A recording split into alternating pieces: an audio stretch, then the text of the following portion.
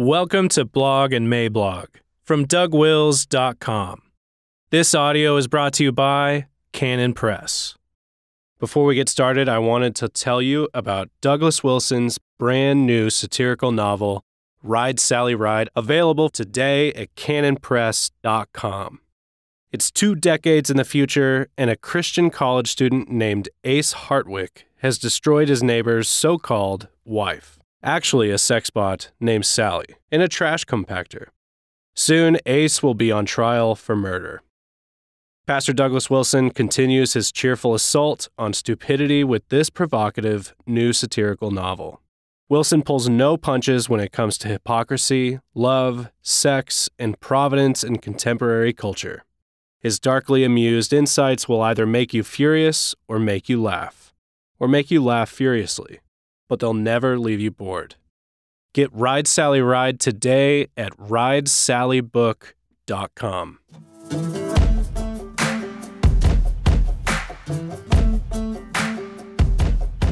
David French and the train that already left the station. September 9th, 2020. Introduction. So David French has written on the Kyle Rittenhouse situation here. His central concern is that he wants Christians to do a better job respecting the social compact we have here in America, and is concerned that those Christians who have rallied to the support of Kyle Rittenhouse are failing in this important duty. In addition, he also believes that we are violating our social compact if we support Mark and Patricia McCloskey, the St. Louis couple who brandished guns in front of their home, or John MacArthur in his failure to have his congregation mask up and/or socially distance. This discussion is a crucial one for conservatives to work through. What is it exactly we are conserving again? And so I thank David French for a splendid kickoff to what promises to be a robust game. We do have a disagreement, but the difference is not with our shared conservative assumptions about the importance of the social compact. The difference would come in what we believe has already happened to it. The difference would come in that David French thinks there's still time to catch the train, and I believe that the train has already left the station. We agree in thinking that it would certainly be nice to be on the train. The situation as it is. The problem is that a social compact can be broken by one side or the other, and quite possibly by both. And if that social compact can be broken from either side, it is also a live possibility that this has already happened. Has it? Perhaps it is the case that Kyle Rittenhouse was breaking the social compact, or perhaps his actions were a natural response to the fact that the rioters were breaking the social compact. Remember that the Wisconsin governor was the one who refused federal assistance in quelling the riots. Perhaps the governor was breaking the social compact by allowing the rioters to burn down all those businesses. What are the responsibilities of decent citizens when they are standing in the smoking ruins of a social compact? Perhaps rioters can burn down more than businesses. Perhaps they can burn down the moral legitimacy of those who lay claim to political authority. Perhaps social compacts are flammable. And John MacArthur? Let us grant the possibility that he was breaking the social compact. But maybe California blew up the compact when it insisted on masking mandates for churches, but allowed for all those virus-free BLM protests. When pot shops and abortion clinics were declared essential and churches not, is it conceivable that this had some kind of impact on the social compact? When the Supreme Court said okay to casinos but not to churches, is it a possibility that they threw the compact into the compactor? And does Pelosi's hair salon visit have anything to do with the legitimacy of the social compact? Our mayor, the source of our troubles, feels free to dispense with the masking requirement himself as it suits him. And this brings us a whole new meaning for BLM. Bill Lambert matters. There's a real debate to be had between Christians about how much authority the civil magistrates have when they sincerely believe we are in a state of emergency. Now, even under those conditions, I want them subject to pre-published standards and not to be issuing diktats on the basis of the latest hot rumor. But be that as it may, there's at least a debate to be had when the authorities actually believe there's a crisis. But we all agree, do we not, that authorities who are clamping down on the populace when they themselves believe there is no crisis is nothing other than an abuse of authority.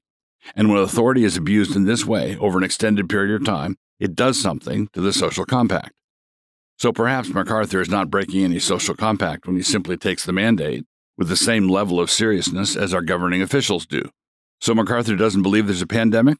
So what? Neither does Governor Newsom. Zooming out. We're not just talking about abuse of authority. We are talking about abuse of authority for naked political and partisan advantage. For the protection of our right to life, liberty, and the pursuit of happiness, government is instituted. Government is not instituted so that we may have an entity to grant us these rights, for we already have them from God, but rather government is instituted in order to protect these rights. Now, what has happened over the course of the last 6 months or so? Who exactly has violated the social compact? The people or our ruling elites? Let us consider the question in a couple of broad strokes. Starting in March, we have had a massive series of totally unnecessary lockdowns that have resulted in the destruction of over 100,000 small businesses. That was done not by the virus, but by our governments. In other words, a set of local emergencies were transformed into a global catastrophe by governmental action. And by action, I'm referring to overweening ineptitude.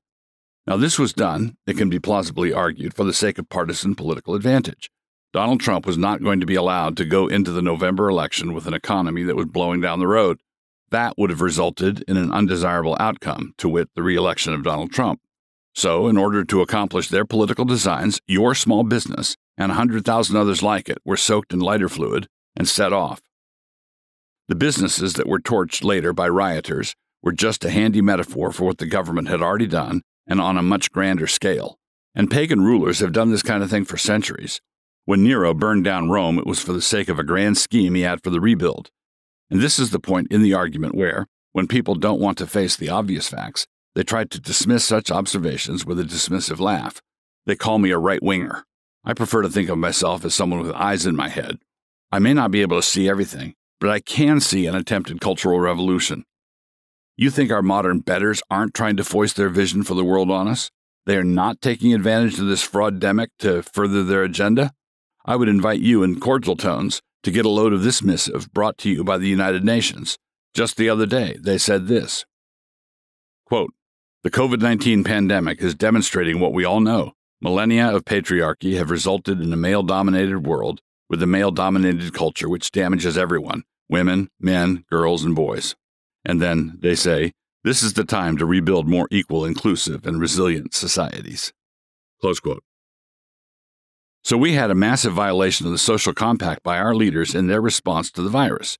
There were some local emergencies, but they blew it out of all proportion. They violated the social compact by treating the coronavirus as a much bigger thing than it actually was, thereby fulfilling the prophecy. They made it as big as they said it was.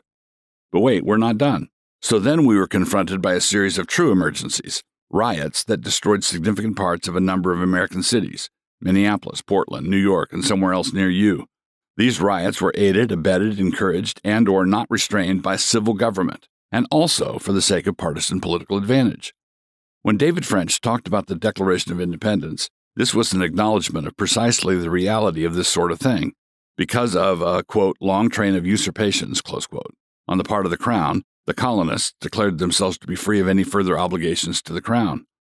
The problem is that George III wasn't nearly as bad as the people running things now. Now, when you look at governmental actions, you always have to budget for and allow for simple incompetence. And simple incompetence or exasperating delays are not a violation of the social compact. But when you look at the inflamed political climate we are in, and you look at the irrational hatred of Trump, and you look at how much damage to their own economies our civil leaders were willing to impose for the sake of getting at Trump, and how much of their own cities they were willing for out-of-control rioters to burn down, also for the sake of owning Trump, it is hard to escape the conclusion that if anybody was violating the social compact in all this, it wasn't Kyle Rittenhouse. Like David French, I'm not adjudicating all the details of what happened to Kyle that night. But from what we know so far, to have him sitting in jail charged with murder, and to have the people who burned the city down still running around loose, is a situation with a name. It is called violation of the social compact. And you can't carry water for it without getting a lot more of the same. As the meme says, at some point Civil War stuff starts to happen.